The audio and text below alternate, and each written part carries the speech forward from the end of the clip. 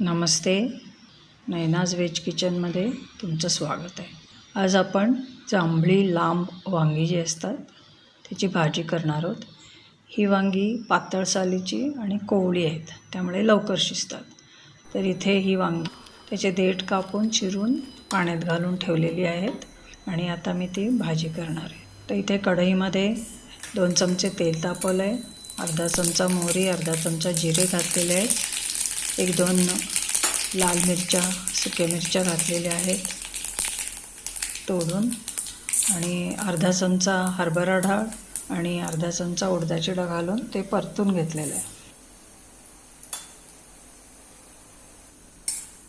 डाळीचा रंग थोडासा बदलेपर्यंत परतायचं। नंतर इथे कढीपत्त्याची पानं 8-10 घातलेली आहेत आणि हेही आपण परतून घेत आहे थोडीशी।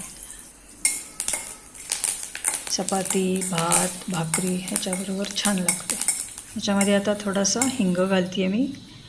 हिंग आपल्याला पचनाला मदत करतो, तर वांग्याच्या भाजीमध्ये थोडासा जास्तच घातला तर बरं आहे।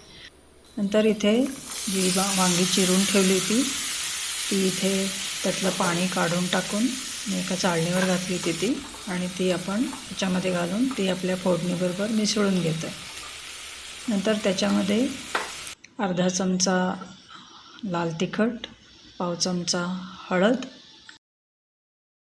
1 चमचा मीठ घालते आहे। तुम्ही चवीप्रमाणे कमी जास्त करू शकता। तसंच इथे अर्धा चमचा धणे जिरे पावडर जी भाजून केलेली आहे ती, आणि अर्धा चमचा गरम मसाला घालते आहे। तुम्ही त्याच्याऐवजी गोडा मसाला किंवा तुमच्या आवडीचा कुठलाही मसाला घालू शकता। आणि हे सगळं आपण एकत्र मिसळून घेतो। नंतर त्याच्यामध्ये मी 1-2 चमचे ओला नारळ आणि थोडी कोथिंबीर असं घालून नुसतं वरती घालून ते आपण झाकून 1-2-3 मिनटं अगदी बारीक फ्लेमवर शिजवतो आहे। भाजी लवकर शिजते, त्यामुळे हे सगळं एकदम घालून टाकलेलं आहे मी पदार्थ। नंतर हे सगळं व्यवस्थित मिसळून परत 1-2 मिनटं झाकून ठेवून इथे मी गूळ घालते आहे थोडासा। तुम्ही गूळ घालणं ऑप्शनल आहे, तुम्ही हवं तर घालू शकता किंवा स्किप करू शकता। नंतर हे सगळं व्यवस्थित परत मिसळून घ्यायचं आहे। आणि इथे आपण आता भाजी शिजली आहे का नाही हे नुसतं जरा दाबून बघते आहे मी।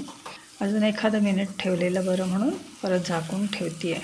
आता आपली भाजी पूर्ण तयार आहे। ती चपाती, भात, भाकरी ह्याच्याबरोबर छान लागते, आणि भाजी नक्की करून बघा। धन्यवाद हा व्हिडिओ बघितल्याबद्दल। लाईक करा, शेअर करा, कॉमेंट करा।